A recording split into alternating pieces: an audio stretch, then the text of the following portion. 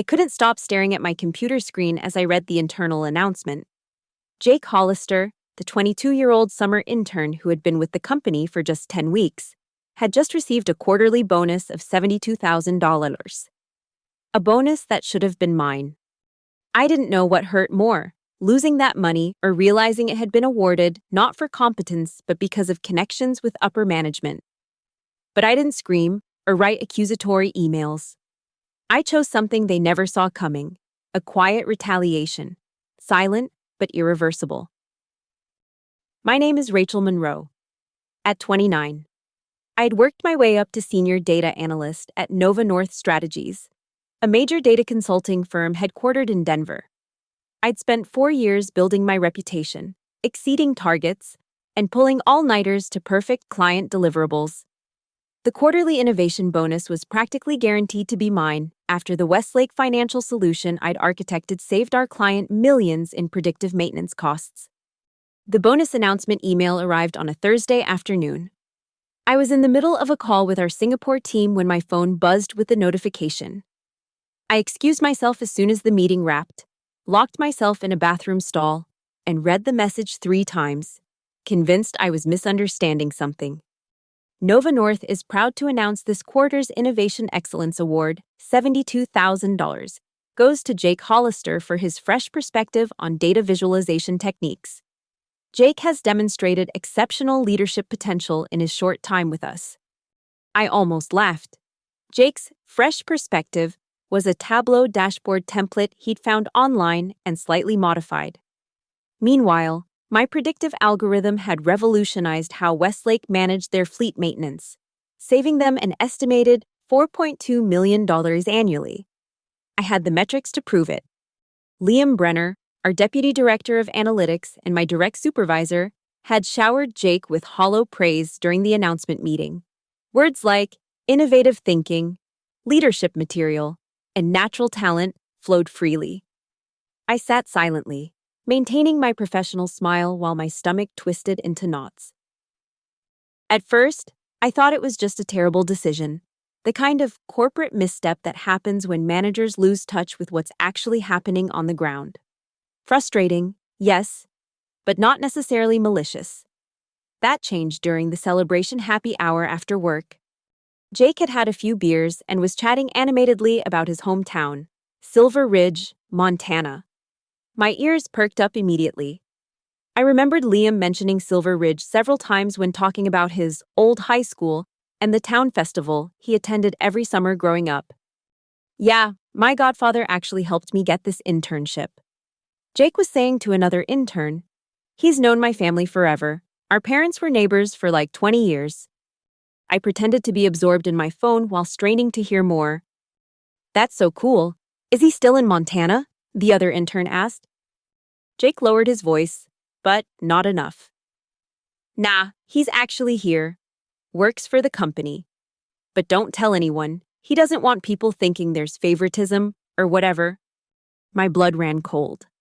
I looked across the bar where Liam was laughing with other executives, occasionally glancing over at Jake with unmistakable pride. Over the next few days, I started noticing things I'd overlooked before. The private meetings between Liam and Jake. The inside jokes. How Jake had access to internal accounts that were normally heavily monitored for interns. How Liam always made time for Jake's questions while routinely rescheduling my check-ins. A quick LinkedIn search confirmed my suspicions. In a photo from 3 years ago, Liam was tagged at a Silver Ridge High School reunion. Among the comments, "Great seeing you and the Hollisters again. Jake's graduation party was a blast." I sat back in my chair, a strange calm washing over me. I didn't feel the rage I expected. Instead, I felt clarity. This wasn't about performance or innovation. It was about connections. Connections I didn't have and couldn't manufacture. I could file a complaint with HR. I could confront Liam directly. I could even take it to our CEO, Diana Mercer, who prided herself on Nova North's supposed meritocracy. But then what? Even if they acknowledged the nepotism, I'd be branded as difficult, a troublemaker. And in the consulting world, reputation was everything. No, I needed a different approach. Something that wouldn't make me the villain, but would still make them feel the consequences of their decisions. Something quiet but undeniable. The plan came to me that weekend as I was hiking in the mountains outside Denver. The solution was elegant in its simplicity. I would give Jake exactly what they thought they wanted, all my knowledge and responsibility, while simultaneously withdrawing the invisible support system that made everything work. On Monday morning, I arrived at the office with a genuine smile. Phase 1 began immediately. "Hey Jake, do you have a minute?" I asked, stopping by his desk. "I was thinking about your visualization work, and I'd love to show you some advanced techniques that could really take it to the next level." His surprise was evident, but he eagerly agreed. For the next 2 hours, I walked him through complex BI tools, sophisticated data modeling approaches, and advanced statistical methods. I held nothing back, explaining everything I'd learned over 4 years in just a few sessions. "Wow, Rachel, this is amazing," he said, looking slightly overwhelmed. "Why are you showing me all this?" "I believe in developing talent," I replied with perfect sincerity. "And Liam clearly sees something special in you. I want to help you live up to that potential." Over the next 2 weeks, I accelerated Jake's training. I showed him how to handle difficult clients, navigate internal politics, use advanced BI tools, and implement real-time decision-making strategies. I documented everything meticulously and shared all my resources with him. I even introduced him to key stakeholders and endorsed him enthusiastically. "Jake is really coming along," I told Liam during our weekly check-in. "I think he's ready to take on more responsibility." Liam looked surprised but pleased. "That's great to hear. Rachel, I appreciate you mentoring him." "Of course," I said warmly. "That's what team players do." Phase 2 of my plan began simultaneously but more subtly. I started setting clear boundaries around my time and availability. When 5:30 p.m. arrived, I shut down my computer and left. No matter what crisis might be brewing, I declined weekend emergency calls, I stopped doing other people's work for them, and I stopped being the person who swooped in to save troubled projects. The first signs of trouble appeared about 3 weeks after the bonus announcement. Jake had been assigned as lead analyst on the Kruger Pharmaceuticals account, one of our most demanding clients, at my suggestion. I think Jake's fresh perspective would be valuable there. I had told Liam, knowing full well that Kruger's CEO was notoriously difficult and expected analysts to have encyclopedic knowledge of their 5-year historical data. The first call with Kruger went poorly. Jake had prepared beautiful visualizations but couldn't answer basic questions about data trends from previous quarters. When the CEO asked pointed questions about statistical anomalies, Jake froze. Normally, this would be when I'd jump in with a perfect explanation, smoothing things over. Instead, I remained silent, taking notes and nodding supportively at Jake's stumbling attempts to answer. After the call, Jake approached my desk, looking shaken. "That was brutal," he said. "How do you handle it when they come at you like that?" "Experience," I said sympathetically. "Don't worry, you'll get there. Just keep reviewing the historical data until you can recite it in your sleep." "Would you mind looking over my analysis before the next call?" he asked. "I wish I could, but I'm swamped with the Morgan project," I replied. "I'm sure you'll figure it out, though. Liam has a lot of faith in your abilities." Similar scenes began playing out across different projects. Jake, armed with technical knowledge but lacking practical experience, struggled to manage client expectations and handle unexpected challenges. And each time, I offered encouragement without actual assistance. "You're doing great," I'd say. "This is how we all learn." Meanwhile, I was excelling in my own work, but strictly within the boundaries I'd set. 9 to 5, no heroics, no extra miles. Just solid, competent work that met but never exceeded expectations. By the 6th week, the domino effect was in full swing. 3 major projects managed by Jake were behind schedule. Client complaints had increased. The error rate in our dashboards had crept up by 12%. Nothing catastrophic, but enough to cause concern. Liam began to look stressed during meetings.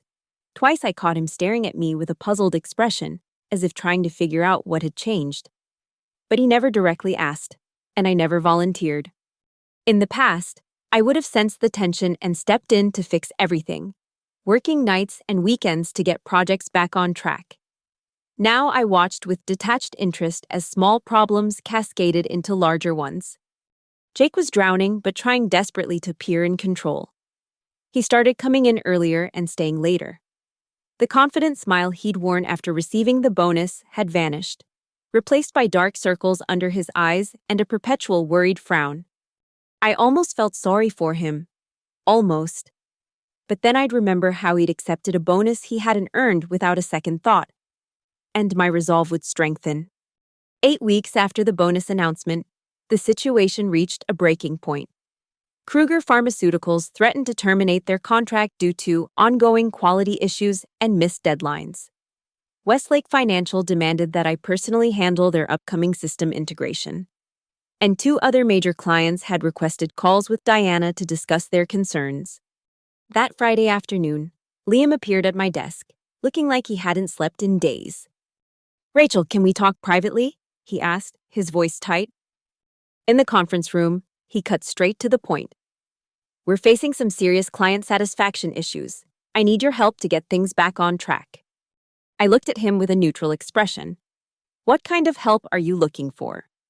"I need you to take over the Kruger account from Jake, and maybe mentor him more directly on the Westlake integration. We can't afford to lose either client." "I see," I said calmly. "That would require significant overtime and weekend work over the next few weeks. Would there be compensation for the extra hours?" Liam blinked, clearly not expecting that question. In the past, I would have simply said yes and done whatever was needed. "We could discuss a comp day or two once things settle down," he offered weakly. "I'll think about it and let you know on Monday," I replied. His surprise was evident, but he nodded. "Of course, just please consider it. The team really needs you to step up right now." I almost laughed at the irony. When it had been time to reward people for stepping up, they'd chosen connections over contribution. Now they needed the contribution without having to acknowledge what they'd done. But I didn't say any of this. I simply nodded and returned to my desk. That same evening, I received an email that changed everything. Catherine Yang, the Director of Talent Acquisition at Ether Point Analytics, Nova North's main competitor in the financial data space, wanted to schedule a call. A former colleague had recommended me for a senior strategy position they'd just created. The call with Catherine on Saturday was enlightening. EtherPoint offered a base salary 50% higher than my current one, transparent quarterly bonuses based on clear metrics, and company equity. More importantly, they had a strict anti-nepotism policy and a documented promotion track. "We've heard about your work with predictive maintenance models," Catherine said. "That's exactly the kind of innovation we value. When can you start?" I asked for time to consider, but inside, I already knew my answer. Monday morning, I arrived at the office early and drafted a simple resignation letter. When Liam came in, I asked for a moment of his time. "Have you made a decision about helping with Kruger?" he asked as soon as we sat down, anxiety evident in his voice. I handed him the letter without answering his question. "What's this?" he asked, though the subject line made it obvious. "My 2 weeks' notice," I said calmly. "I've accepted a position at Ether Point Analytics." The color drained from his face as he skimmed the letter. "Rachel, this is unexpected. Is this about the bonus? Because we could discuss compensation adjustments if that's the issue." "It's not about money," I said, though of course it partially was. "It's about finding a workplace that values contribution over connections." His face flushed. "I don't know what you're implying." "I'm not implying anything. Liam, Jake deserved the recognition, in whatever way you thought was appropriate." A long, uncomfortable silence followed as the implication of my words sank in. "We can certainly match whatever Ether Point offered," he finally said, his voice strained. "Plus an immediate bonus to make up for the last quarter." I shook my head. "My decision is final, but I appreciate the offer." News of my resignation spread quickly. By lunchtime, Diana Mercer had requested a meeting. "EtherPoint is lucky to have you," she said after failing to change my mind. May I ask what they offered that we couldn't match? Transparency, I replied simply, and recognition based on results rather than relationships. Her sharp intake of breath told me she understood exactly what I meant. The ripple effects began that same day. 3 senior team members requested meetings with HR to discuss compensation. A $1 million contract remained stalled because no one else understood the complex data architecture I'd created. And Jake, looking completely overwhelmed, requested to step back from his senior assignments. I'm not ready. I overheard him telling Liam, I thought I was, but I'm not. I need more training before handling accounts this size. During my 2-week notice period, I worked diligently but maintained my boundaries. I created thorough documentation for all my projects but declined to take on any new responsibilities. I answered questions when asked directly, but stopped volunteering solutions to problems I noticed. On my last day, Jake approached me as I was packing my desk. Can I talk to you for a minute? He asked, looking uncomfortable. We moved to a quiet corner of the office kitchen. I wanted to thank you, he said, surprising me. For what? For helping me see that I wasn't ready for this level of responsibility, he said. And I'm sorry about the bonus. I knew you deserved it, but I didn't say anything. That wasn't right. I studied him for a moment. He seemed genuinely remorseful. We all make choices, Jake, I said finally. What matters is learning from them. He nodded earnestly.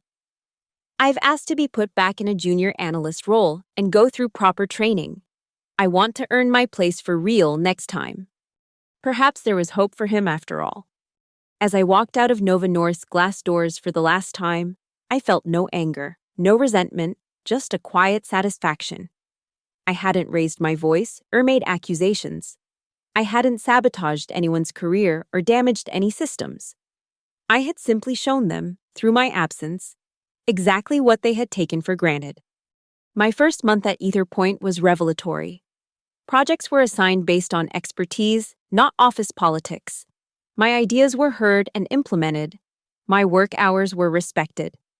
And when I delivered a complex predictive model that saved our banking client substantial fraud losses, the recognition was immediate and proportional.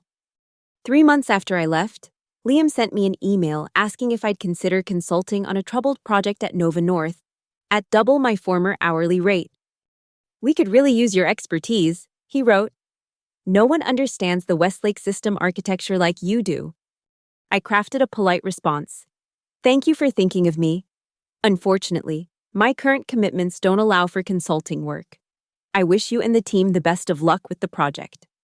What I didn't add was that Nova North had recently lost 2 more senior analysts to Ether Point, both recruited with my recommendation, or that Westlake Financial was now in preliminary talks to move their business to us as well.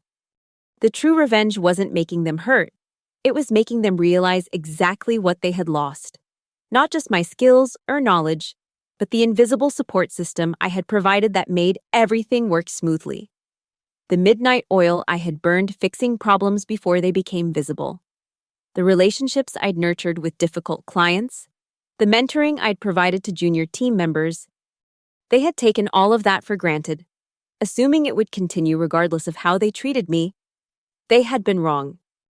6 months later, I ran into Diana Mercer at an industry conference in Chicago. She approached me during the networking reception.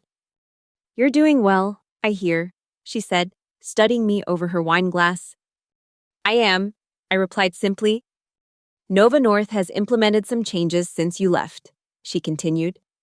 New bonus structures, transparent promotion criteria, anonymous performance reviews. I nodded but said nothing. We learned some valuable lessons, she admitted, though the learning curve was steeper than I would have liked. Growth often is, I said. She smiled ruefully. You know, your leaving cost us more than just your talent. It forced us to confront some uncomfortable truths about our culture. Sometimes that's necessary. Indeed. She paused, then added, Liam is no longer with us. By the way, he's returned to Montana to be closer to family. I didn't ask if he had left voluntarily or been pushed out. It didn't matter anymore. And Jake, I found myself asking. Still with us, surprisingly. Requested to start over as a junior analyst. He's actually showing real potential now that he's doing the work properly. I nodded, genuinely glad to hear it. As Diana moved on to greet other attendees, I reflected on the journey of the past year. I had lost a $72,000 bonus but gained something far more valuable: self-respect and a workplace that valued merit over connections. Sometimes the most powerful response to injustice isn't loud confrontation, but quiet determination. Not burning bridges, but building new ones. Not harming those who wronged you, but thriving despite them. The most satisfying revenge wasn't watching them suffer. It was letting them watch me succeed.